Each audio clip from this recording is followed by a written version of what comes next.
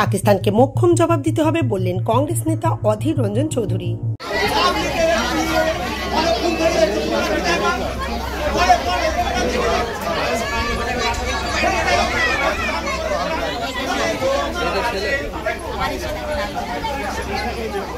শুক্রবার সন্ধ্যায় নদিয়ার তেহট্টের পাথরঘাটা গ্রামের শহীদ সেনা জওয়ান ঝন্টু আলী শেখের বাড়িতে আসেন কংগ্রেস নেতা অধীর রঞ্জন চৌধুরী ও আইএসএফ বিধায়ক নওশাদ সিদ্দিকী। তারা নিহত ঝন্টু শেখের স্ত্রী ঝুম্পা শেখের সঙ্গে কথা বলেন।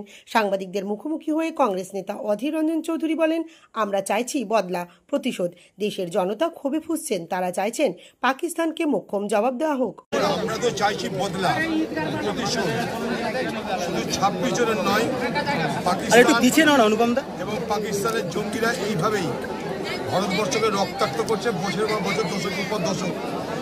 আজকে এই যে যেমন 26 জনের পাহেলগাঁওয়ে পর্যটকদের জন্য আমাদের দুঃখ হচ্ছে, কষ্ট হচ্ছে, বেদনা হচ্ছে, ঠিক একইভাবে একটা তর তাজা যুবক দেশকে রক্ষা করতে, আমাকে আপনাকে বাঁচাতে এই নদিয়া থেকে গিয়ে কাশ্মীর সীমান্তে তারা গিয়ে প্রাণ দিল, উদমপুরে প্রাণ দিল, তারা শহীদ হলো।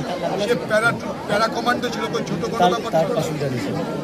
আজকে দেশকে রক্ষা করতে গিয়ে সে প্রাণ দিল, শুধু তাই নয়, তার নিজের ভাই আরেকজন সেও দেশ রক্ষার্থ করে মোতায়েন আছে।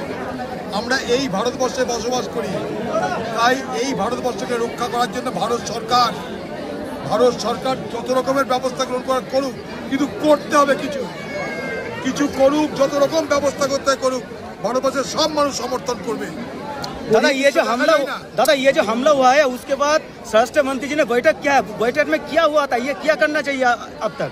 देखिए, हम चाहते हैं कि पाकिस्तान के खिलाफ मुंह तोड़ जवाब दे, चाहे जो कुछ भी होना है होने दे, लेकिन मुंह तोड़ जवाब देना बाकी है, मुंह तोड़ जवाब देना चाहिए। सारा देश की आम जनता आक्रोशित है और वो सब चाहते हैं कि हमारे देश की तरफ से पाकिस्तान के खिलाफ मुंह तोड़ जवाब देना जरूरी है। অপরদিকে আইএসএফ বিধায়ক নওশাদ সিদ্দিকী বলেন, কাশ্মীরে যারা নিরীহ পর্যটকদের হত্যা করেছে সেই খুনিদের খুঁজে বার করতে হবে, কেউ যাতে ছাড় না পায়। প্রসঙ্গত মঙ্গলবার কাশ্মীরে জঙ্গিদের সঙ্গে গুলির লড়াইয়ে নিহত হয়েছেন সেনা জওয়ান ঝন্টু আলী শেখ। তার মৃত্যুতে গ্রাম জুড়ে নেমে এসেছে শোকের ছায়া। তো 35 বছরে যেভাবে কাশ্মীরের মানুষ বন্ধ আমরা অনেক দেখেছি, কিন্তু সাধারণ পর্যটকের উপরে যেভাবে হামলা হয়েছে, যেভাবে সন্ত্রাসী আক্রমণ হয়েছে, এর প্রতিবাদে যেভাবে রাস্তায় নেমেছে, এটা আমাদের প্রত্যেককে কিন্তু ভাবাচ্ছে।